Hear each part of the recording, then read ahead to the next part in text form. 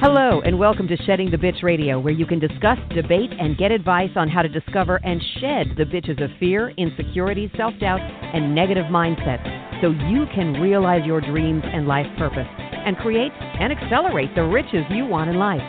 Join us here live every Tuesday at noon Eastern and dialogue with us at 818-572-2910. You can also chat with us at Blog Talk Radio /SheddingTheBitch or share your stories on our website at sheddingthebitch.com. Whatever the bitch is that's holding you back from living your life to the fullest, it's not worth giving up the riches in life that you deserve. So call in now and let Bernadette Boas know what's holding you back. 818-572-2910.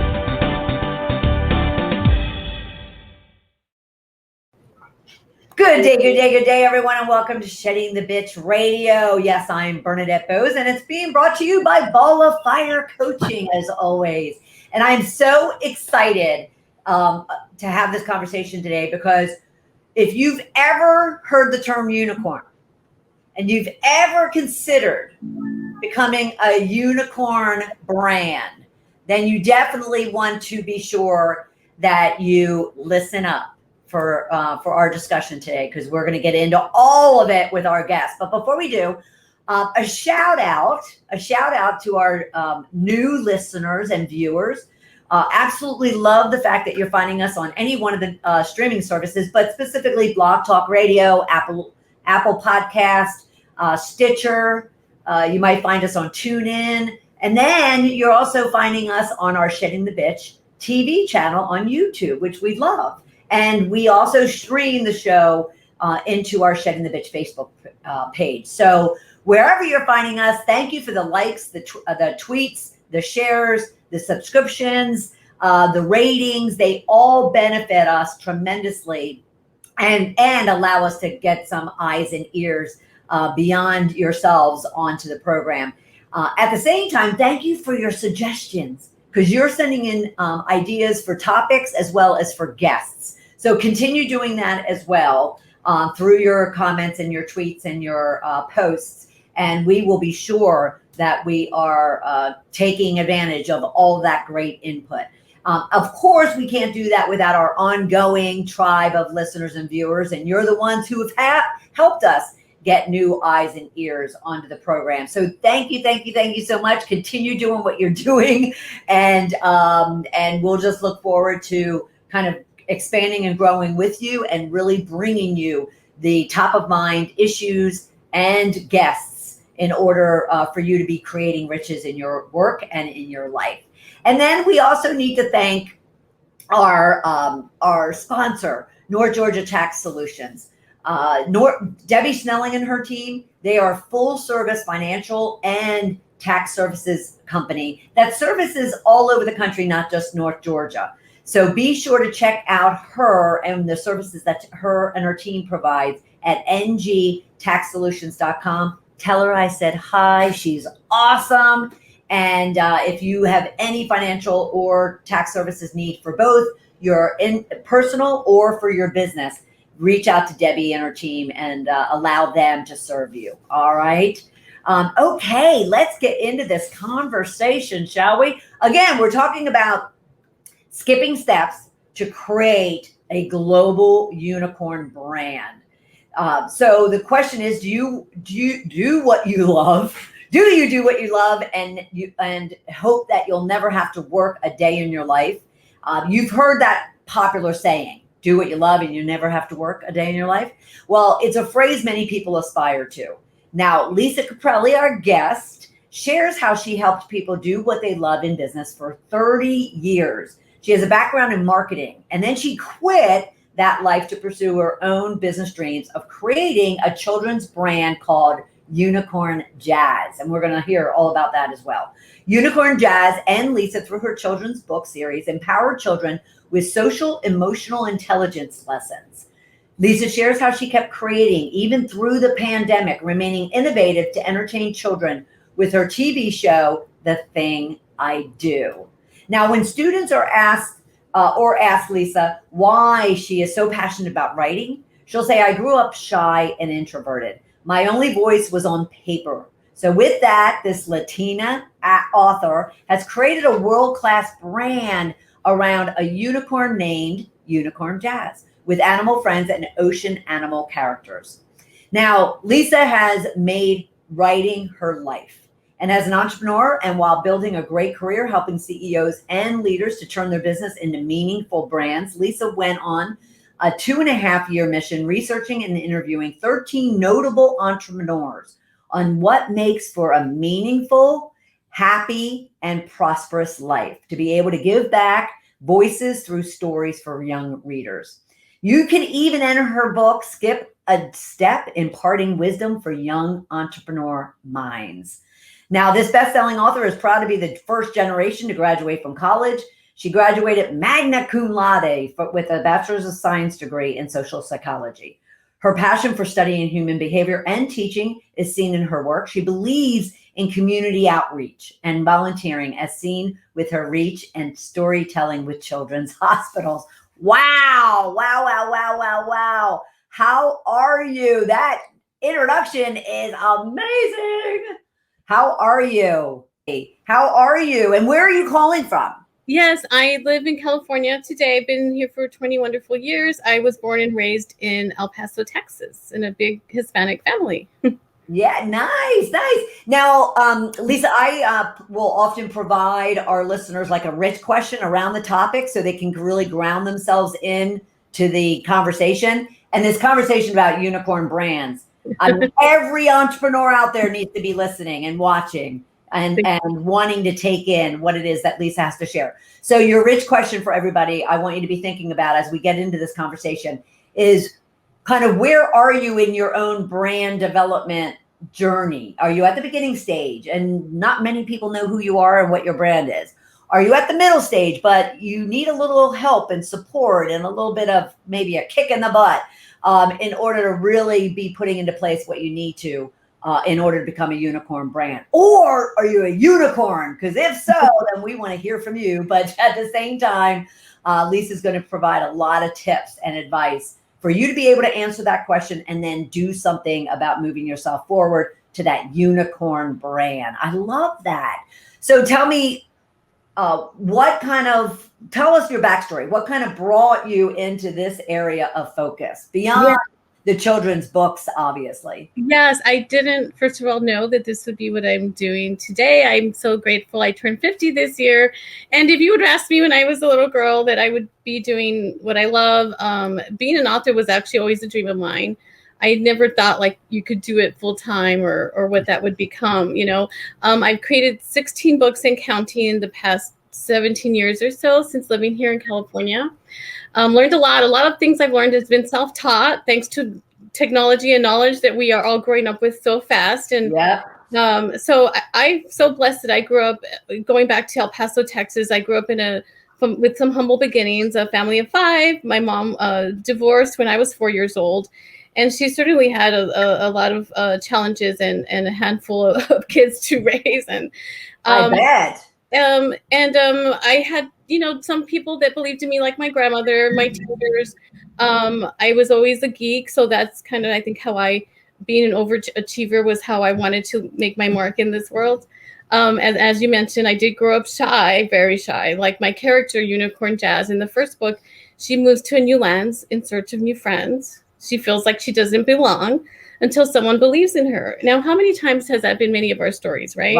It just takes one person to believe in you. Right. So yes, I have a background 30 years now in marketing, branding, PR, helping all kinds of businesses and brands, live their dream, execute their visions and ideas. And then before Unicorn Jazz has been developed, and by the way, it's only been around less than 3 years, I did 2.5 years of research for this book, Skip a Step, which you talked about earlier, Imparting Wisdom for Young Entrepreneur Minds, you can be young at heart at any age. Yeah, exactly. Absolutely. So I just started seeing common denominators with the people I was working with. And again, you have to understand, me growing up in El Paso, Texas, a border town, right across the border is a third world country, Juarez, Mexico. Just to see perspective in life from where I grew up and then now, it just feels like I've had many lives, and I'm so grateful that God's blessed me on this journey of seeing things in different ways. And then ultimately, you know, what we all want happiness. Right. Who doesn't want happiness, right? Right. And Right. especially since the pandemic, I really feel as leaders that there's a huge moral and social responsibility that many of us can have. Someone like you doing this platform for the show to reach many people. Right. Thank you. You know, Right. and the amazing people that you get to connect with every day as well. Absolutely.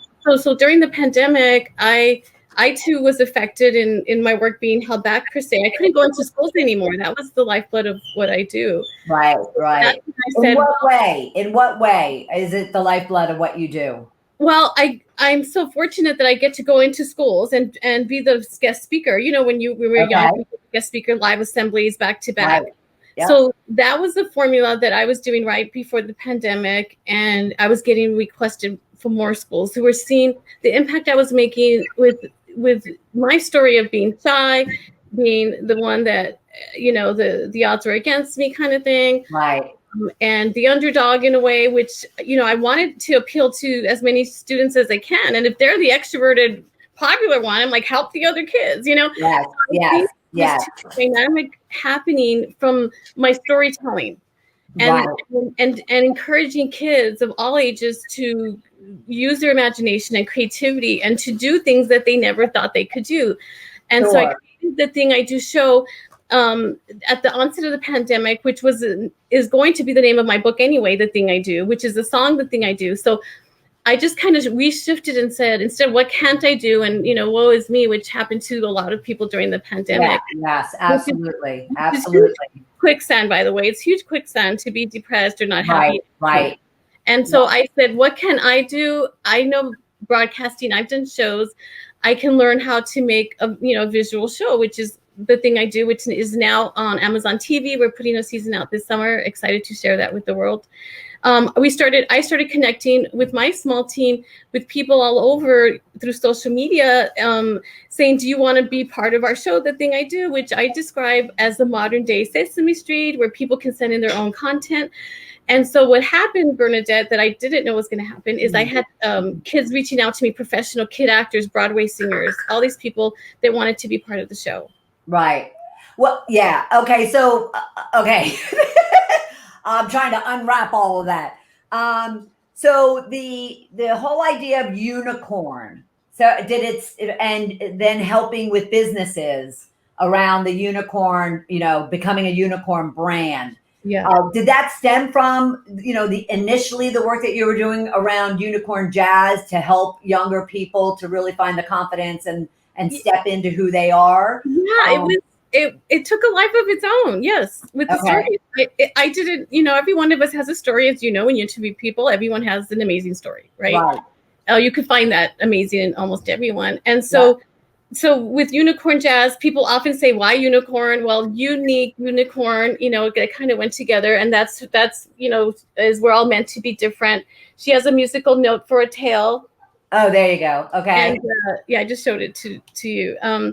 And so I wanted her uniqueness to be something cool and special, which she sings. By the way, I don't sing, so I kind of put the magic in her there. Right. Okay. And so, but I want to bring this into kind of the business and how to, you know, how can people create a unicorn brand? Yeah. So when it comes to, obviously, yes, you established this brand and it's got great content, and how exciting that is. And someone is sitting, you know, listening or viewing this, and they really feel as if they've got, you know, something, you know, they might not want to go down the path of creating a TV show or even having a podcast. What are some of the attributes of a unicorn brand? What would you consider they have to have in order for that to be a unicorn brand? Well, you have to know who your target audience is, and what is the, you know, for any business or brand is what is the problem you're solving, and that's a business. How are you helping people? What is your purpose, right? That's what ultimate business is about. Right. And so people can create their own individuality through business and entrepreneurship when they are passionate about it and really know that. And you'll see that with someone who is starting a restaurant. which I have my sister and her husband in El Paso. Their dream was to do a restaurant. They started food truck, baby steps, and they're very successful. They've been on some major TV shows, and it takes hard work. It's on average the formula of me asking all these the questions. And the beautiful part about working with all these different CEOs and leaders is I got to ask them one-on-one, how did you do this? Tell me your story. Everyone has struggle. No one just rose to the top and made it rich. And it wasn't even about the money anytime. It was about what are you doing to help someone with something. Right. And the rewards of life will come with that. Yeah. Well, and that sounds really nice and very unicornish. But yet it's hard for people to get their hands around what are some steps, or what did they tell you that they did? Like, what were the couple of those steps they told you that they did in order for then entrepreneurs that are watching or listening to really be able to see what steps they could be taking? Yeah. So in Skip a Step, chapter 1, I had to put Michael Gerber. He is the best-selling author of the E-Myth series. He's 80 years old when I interviewed him. And we were just flabbergasted by the questions they had. Like, what would you tell your 7-year-old self? What would you tell your 21-year-old self?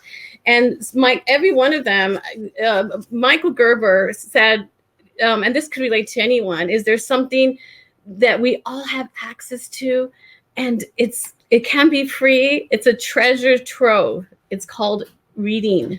Okay. All right. So they're all readers, is what you're saying. They're learners. They're lifelong learners. I asked, what is at the end? I asked almost everyone, what is, like if they had family, I'd be look into the camera. What would you, one day when you pass on this earth, which we all do, what is something you want to leave behind? What would you tell your grandchildren, your children? Right.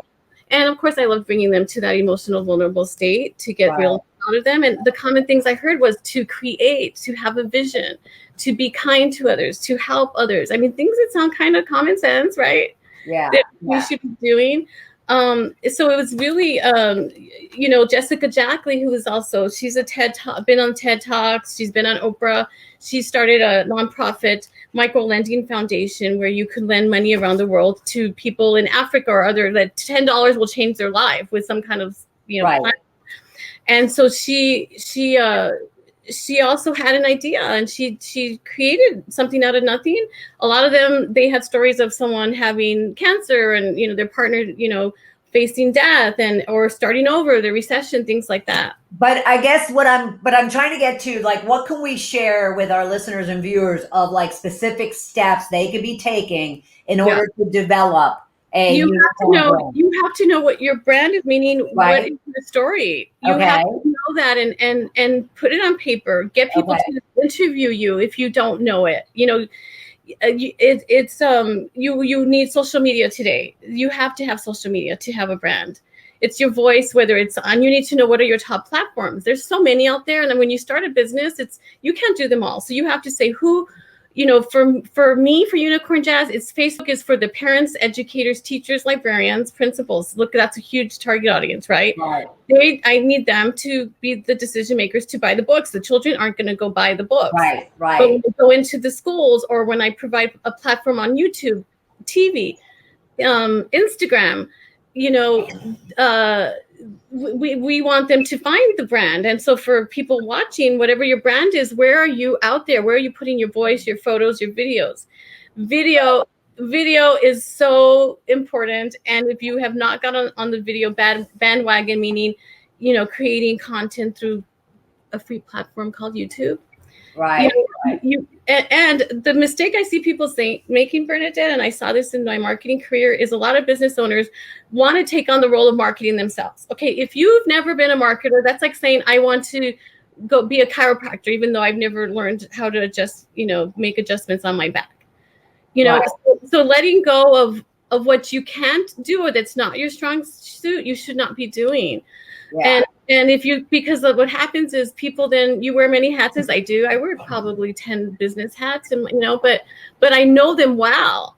And I know when you have to know when you need to outsource, when you need help. What is the money you need that's your marketing budget? Right. Okay. And so those are the things that I see mistakes the business owners making is trying to do it all, not having a team, or not marketing properly because they want to save money. Yes.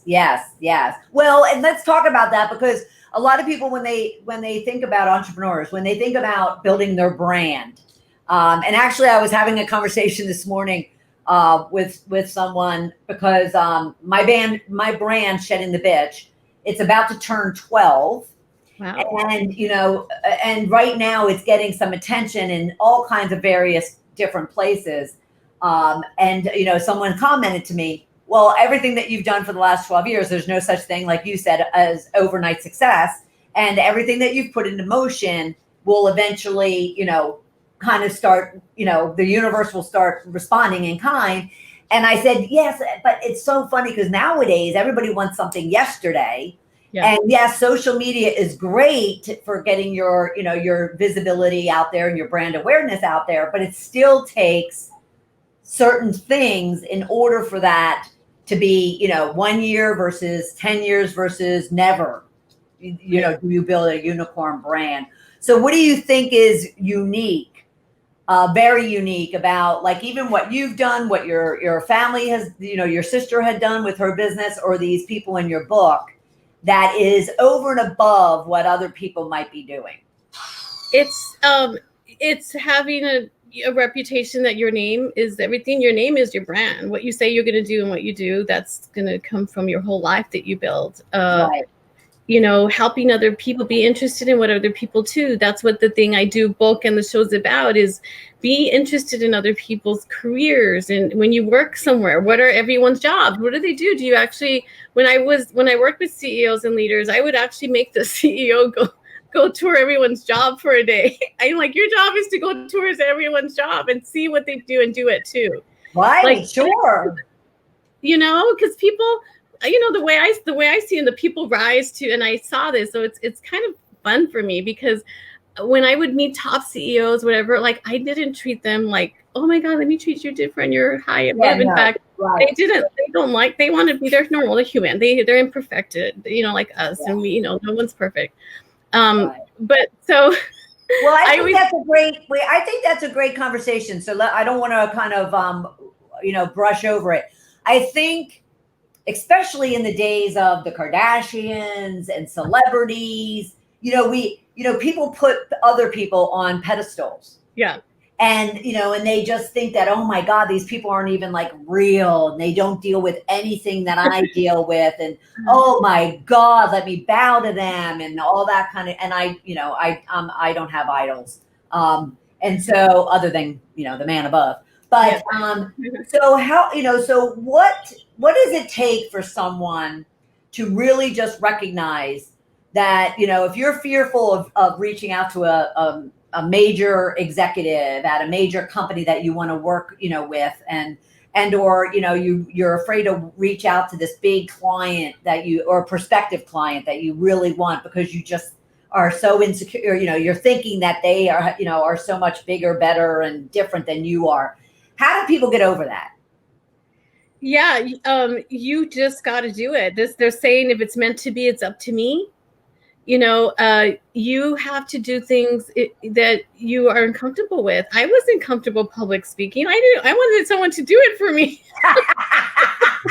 Can I put a puppet up there and let me just... And that's actually funny. That's one of the reasons I do puppets, because I'm like, she's not shy. And I've learned now I'm no longer shy. I don't know. During the pandemic, I just was like, if it's meant to be, it's up to me. No one else can be the spokesperson for what I'm building. No, absolutely. Did everybody catch that? No one else can be the spokesperson for you and your business and what it is you're doing. So just get comfortable doing that, right? You have to be comfortable. You have to. I get asked this all the time on shows, and I appreciate is if there's some secret nugget. There's many, but the number one thing I go back to, Bernadette, is developing relationships. Again, social media, unless there's a give and take, I actually talk to people a lot off the social media. We pick up the phone and we call each other. Right.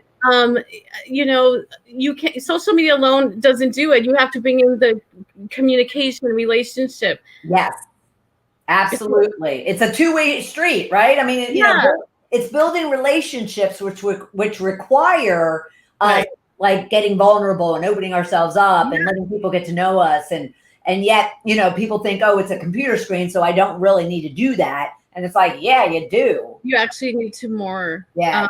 And no one tells people this. And you and I grew up where we're older than Google, as I point out to kids when I go to school. We didn't grow up with the internet in our pockets. So you and I are more digital immigrants compared to the Right. digital natives of the kids growing up with this, including Right.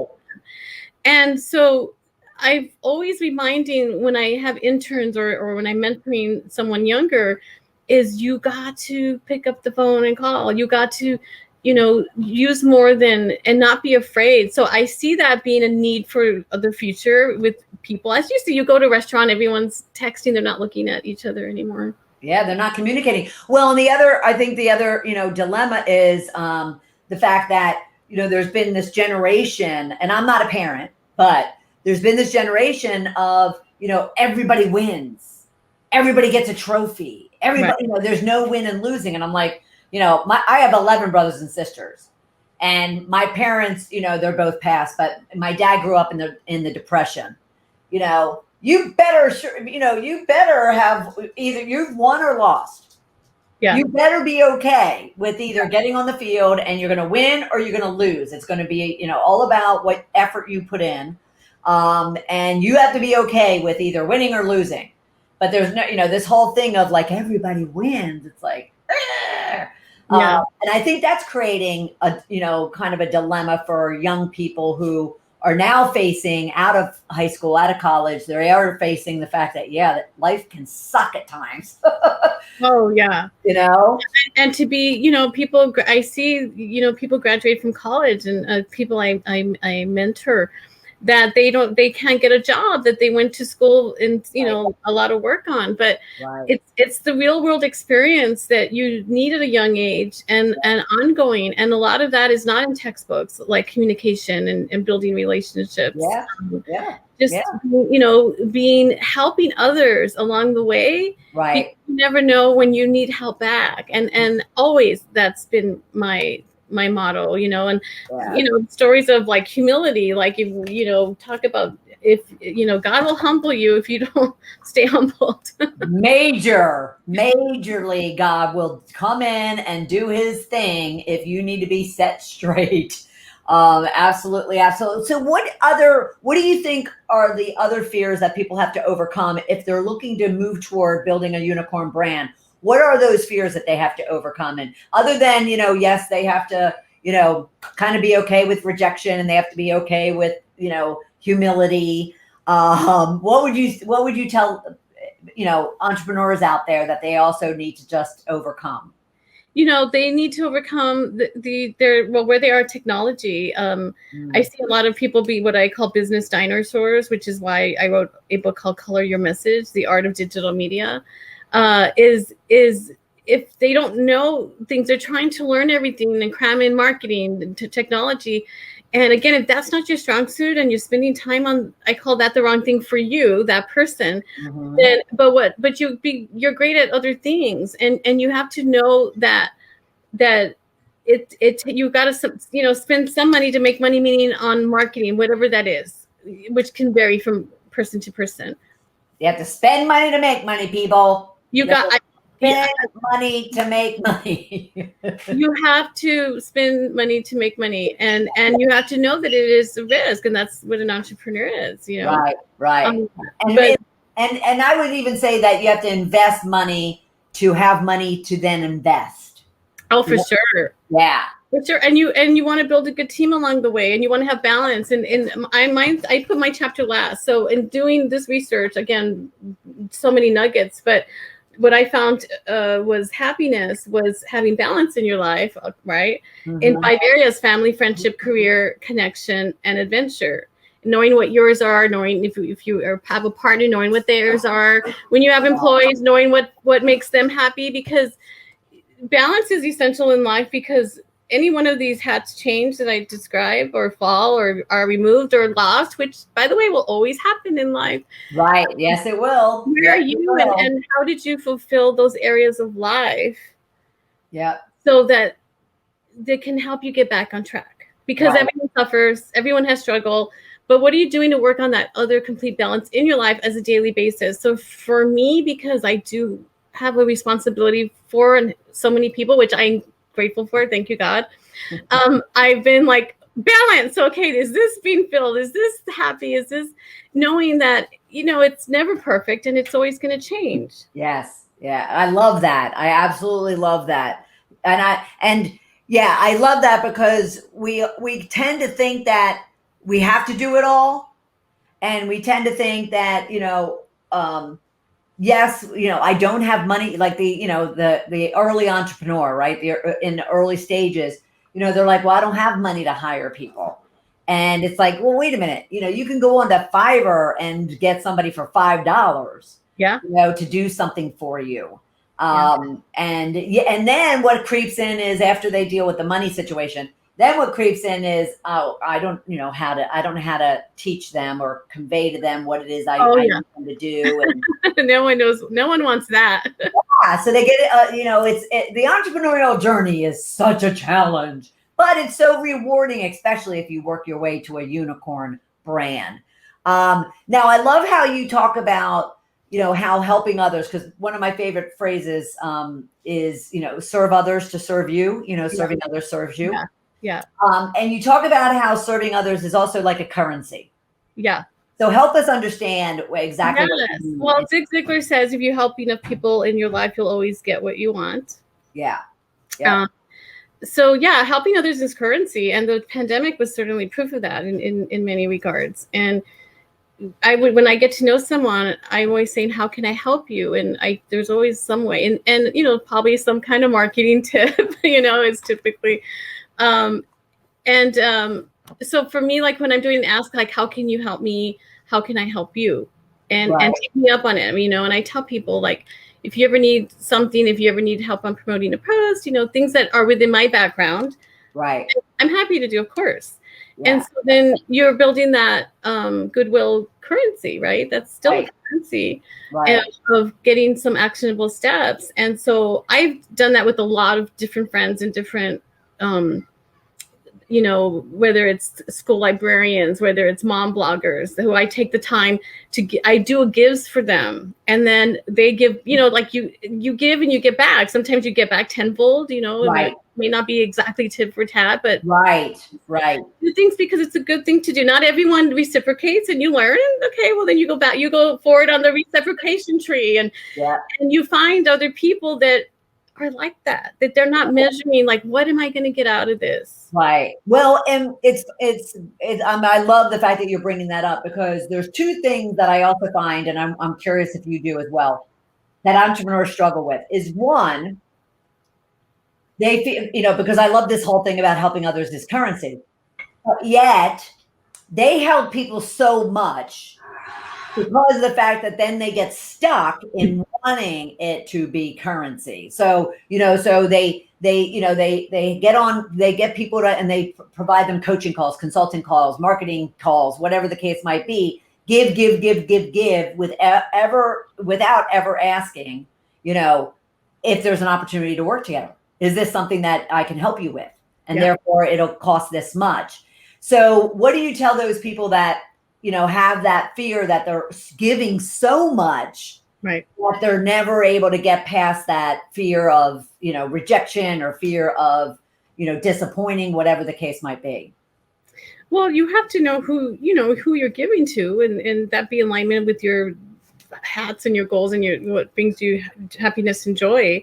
But it's also important to have some kind of action step, that person, has some kind of system for doing a give, if you're a blogger and people go to a site that, download this page to get this. Well, that's an action step that they created. So, so you need to say, I have this thing or this goal that in mind for 2 months from now, or would you consider working together if this and that? So there needs to be some kind of action step. And for me, being subtle about it, like nobody wants you to be, sell them all the time. Like once people know you, we know what you do, Right. And people want to follow like the story of you, whoever's, what you are about and what you do, and that your words match your action. Obviously, that's in common sense. Doesn't mean people do it. Yeah.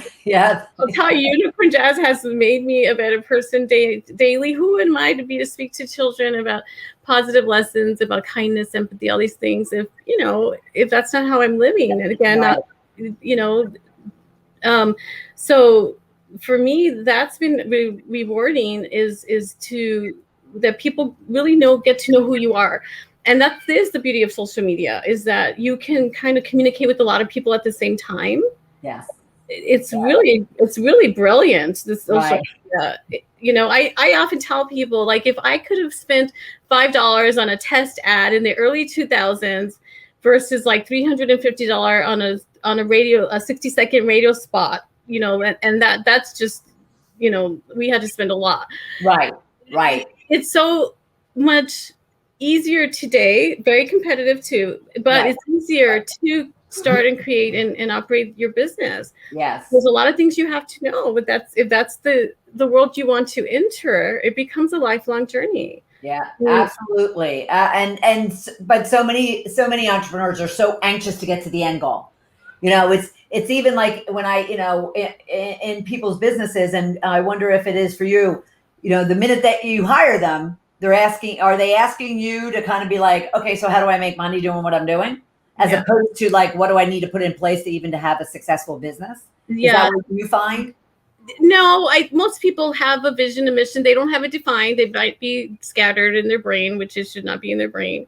It should be in systems. I always say, like, if I were to die, would someone know how to do what I do, right? In any capacity. I mean, that's what every company should have. And when you're in the early stages, granted, that's you're doing the best you can. Every one of us are.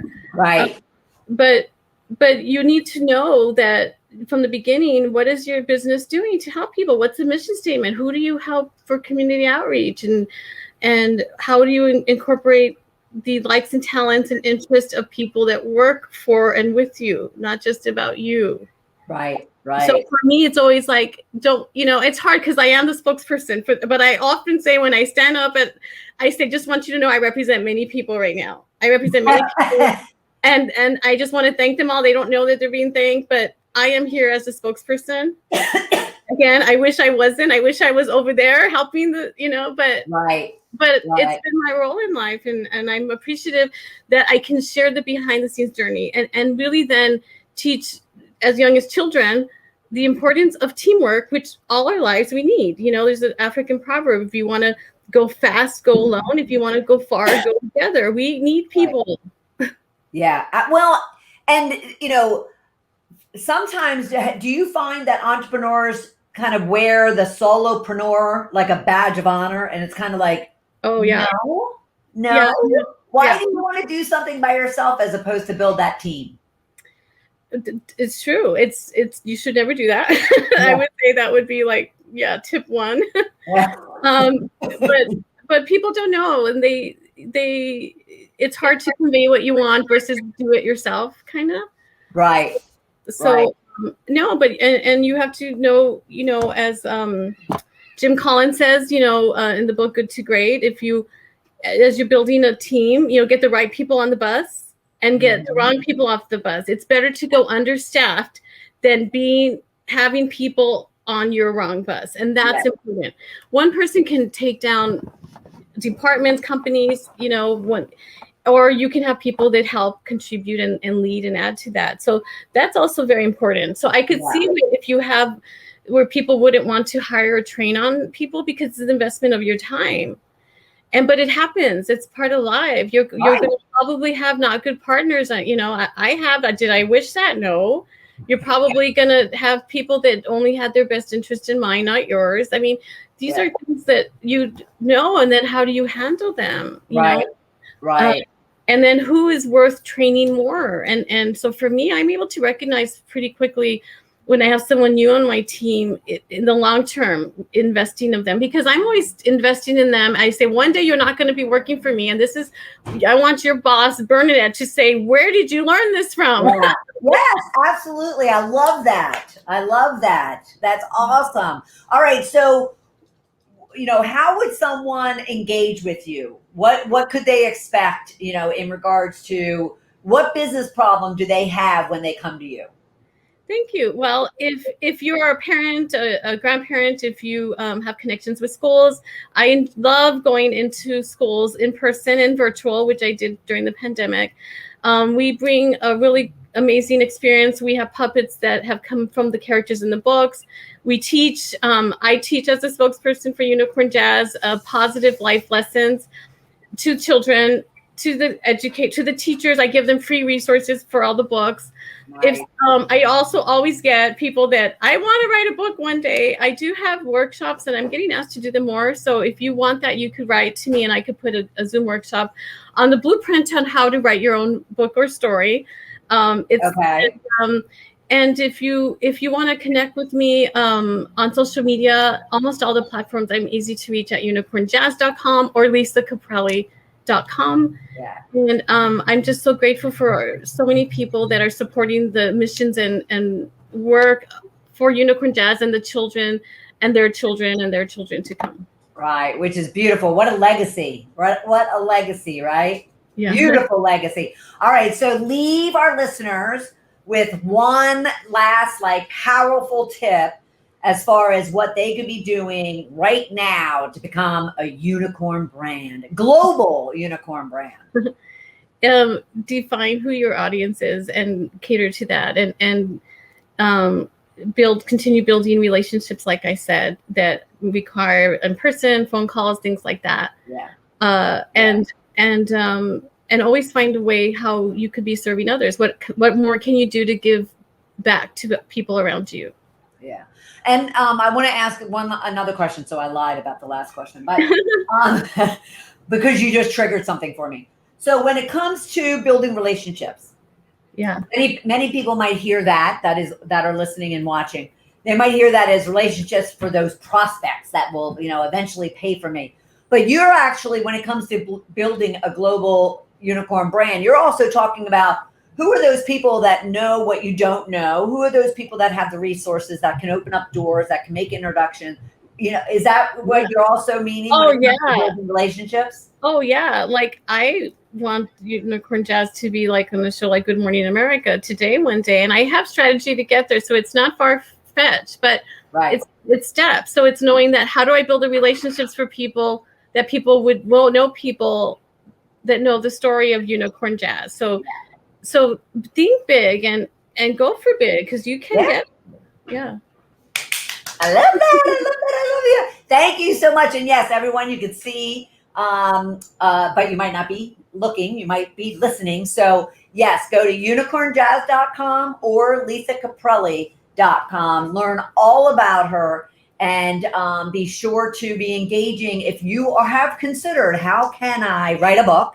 How can I build a brand? How can I create content that will, really get my message and my story across?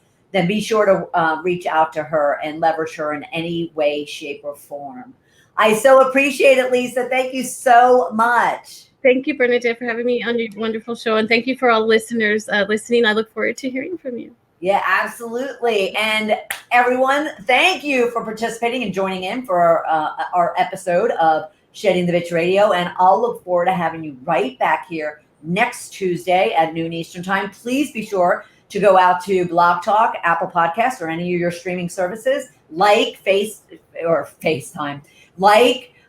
Tweet, share, subscribe, be sure, or go out to Shedding the Bitch TV on YouTube. And be sure to check out not only this interview with Lisa, but all of our interviews on Shedding the Bitch Radio. Thank you, everybody. Have a great day. Thank you for listening to Shedding the Bitch Radio with Bernadette Boas. Join Bernadette every Tuesday at noon Eastern as she helps you shift your bitches to riches. And the dialogue is always going on at sheddingthebitch.com. See you next week.